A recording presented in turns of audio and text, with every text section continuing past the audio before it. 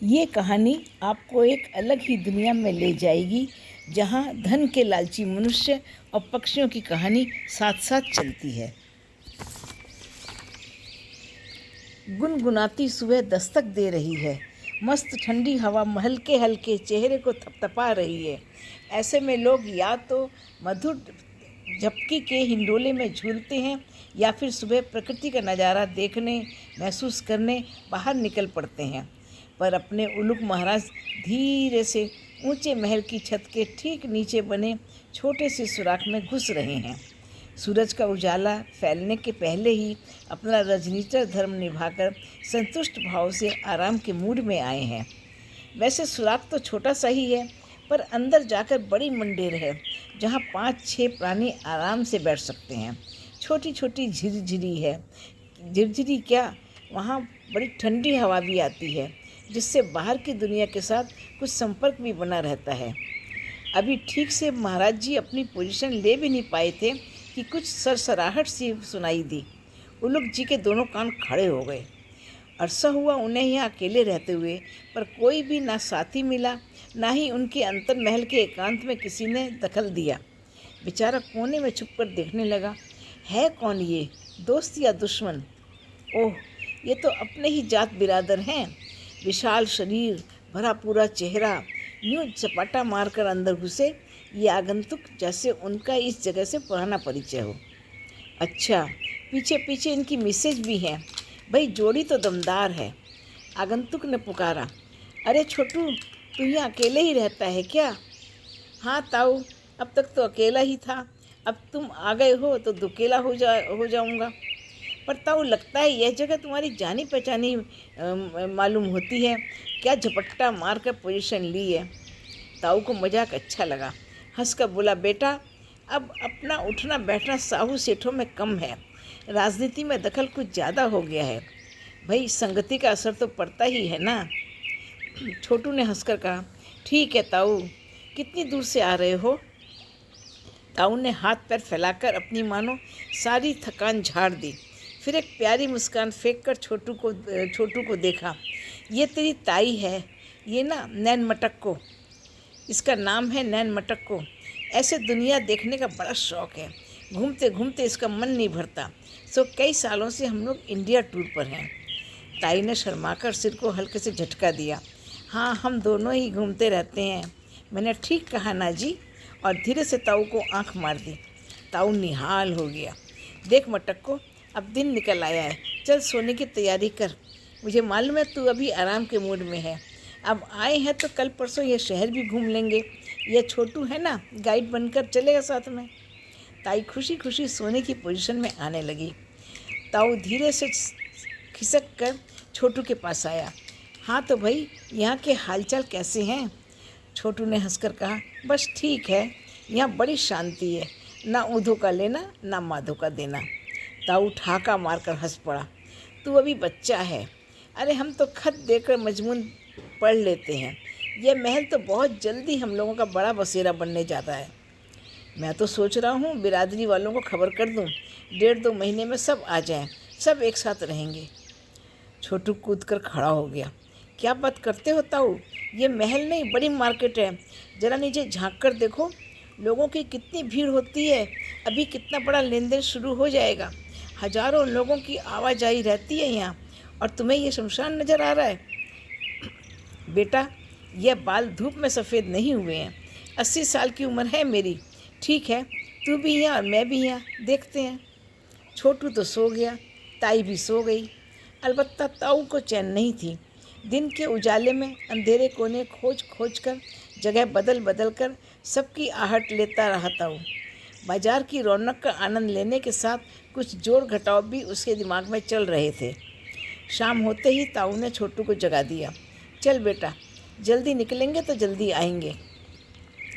ऐसी क्या हड़बड़ी है ताऊ? कहाँ ना तू अभी बच्चा है, तुझे अभी दुनिया दिखानी है। ताई को सोता छोड़ शाम के झुटपुटे में दोनों निकल गए। पास के मकान के अंधेरे कोने में छुपकर देखने लगे दोनों। नीचे कुछ खुसर पुसर चल रही थी। छोटू को कुछ समझ नहीं आ रहा था, बस बीच बीच में, अरे सेठ सुनो, अरे भैया ऐसा है, लाला जी बात ये है, ये सभी सुनाई दे रहा था। ताऊ दम साधे सुन रहा था। अब छोटू को भी धीरे धीरे कुछ समझ आने लगा। हाँ, कुछ गड़बड़ तो ज़रूर है, पर क्या है, कैसे है, ये समझ नहीं आ रहा। कहीं कुछ तोड़ फोड़ का मामला लगता है। ताऊ ने आते ही कैसे भांप लिया। शायद महल को खंडर बनाने का कुछ चक्कर है। बीच में बोलकर छोटू बेवकूफ़ नहीं बनना चाहता था। चुपचाप ताऊ के साथ निकल आया। सोच में दोनों डूबे थे। भूख प्यास भी गायब हो गई। रात के गहन अंधकार में जब सभी और सन्नाटा छा गया, रखवारे, बंजारे, शहर वाले सब नींद की गोद में प्यारी सी झपकी ले रहे थे। अचानक जैसे हजारों बम एक साथ फूट पड़े, मानो ज्वालामुखी फट पड़ा। आसपास के लोगों के साथ साथ ये तीनों प्राणी भी चौंक कर फड़फड़ा उठे। तीनों अपने झरोकों से झांक कर देखने लगे। कैसे धीरे धीरे शोर बढ़ता गया, लोगों की भीड़ जमा होने लगी। हल्ला गुल्ला, पानी, दमकल की आवाज़ें और भी जाने क्या क्या। अग्नि देवता ने सुरसा के मुंह की तरह अपना विस्तार जारी रखा। ताऊ, तुम्हारा यही मतलब था ना कि अब ये सामने वाली बिल्डिंग जल्दी ही हमारा नया आशियाना बनेगा? छोटू बेटे, मेरी तो बोलती बंद हो गई है। जो कुछ सुना और जो देख रहा हूँ, मुझे तो ये सारा मोहल्ला ही शमशान बनता दिख रहा है। एक लंबी सांस लेकर ताऊ ने कहा, यह आदमी भी कितना एहसान फरामोश होता है। हम ताकतवर भी कमज़ोरों को मारते हैं, पर अपनी ही आधी बिरादरी को ख़त्म करने के प्लान थोड़े ही बनाते हैं। ये कुछ लोग जो आग सेक कर हाथ सेक रहे हैं पहले शमशान बनाने के लिए कमाया, अब नए निर्माण के नाम पर लाखों करोड़ों बटोर कर पैसा कमाएंगे। अरे अपने तो अपने ही होते हैं, अपनी ही जड़ों को काट देंगे तो जिएंगे कैसे? उदास होकर छोटू बोला, हाँ ताऊ, भूकंप आता, बाढ़ आती, धरती फटती तो दूसरी बात थी, पर इतना नीचे तो हम भी नहीं गिर सकते, असंभव। रात के गहन अंधकार में बिजली के शोले चमकने लगे, लोगों के दिल दहकने लगे। अचानक तीनों फड़फड़ा कर चौंक उठे। छोटू बोला, अरे ताऊ, अब चलो दूसरे कोने में, यहाँ भी समझो आग आने वाली है। तुरंत तीनों फड़फड़ा कर सुरक्षित जगह खोजने लगे। पूरी रात तीनों की चहलकदमी करते बीती। कहीं आग की लपटें, कहीं टीवी वालों की, चैनल वालों की चमक, बड़ी बड़ी सर्च लाइट का चौंधा, कहीं भाग दौड़, आपाधापी, कहीं लोगों का विलाप। आखिर तीनों ने 4-5 मकान छोड़कर एक बसेरा खोज लिया। ताऊ, मुझे तो दुनिया से वैराग्य हो गया था जब मेरा दोस्त मेरी सुनैना को मेरे खिलाफ भड़काकर उसे ले उड़ा था। मैंने किसी से शिकायत नहीं की, ना ही अपनी सफाई दी, बस चुपचाप इस सुनसान में चला आया। अब अपनों से क्या कहना। ताऊ ने पास आकर छोटू को पुचकारा, अरे बेटा, कल सुबह तेरे पीछे पीछे उड़ते हुए हम तेरे पास आए थे, तू हमें बहुत भागया, तभी तो यहाँ रुक गए। हमारी बड़ी प्यारी सी बिटिया है, तेरी ताई जैसी शर्मीली, सीधी सादी, गोल गोल आँखों वाली। चल, ये बस्ती तेरे लायक नहीं, वहाँ बहुत सुंदर मकान है अपना, कितने सुंदर झाड़ फर्नूस लगे हैं, वहाँ तू अपना सब दर्द भूल जाएगा। पर ताऊ, ये मेरा पुराना बसेरा है, मेरी कितनी यादें जुड़ी हैं यहाँ। ताऊ ने बीच में ही रोक दिया, तू चिंता न कर बेटा, हम फिर कुछ दिन बाद आ सकते हैं।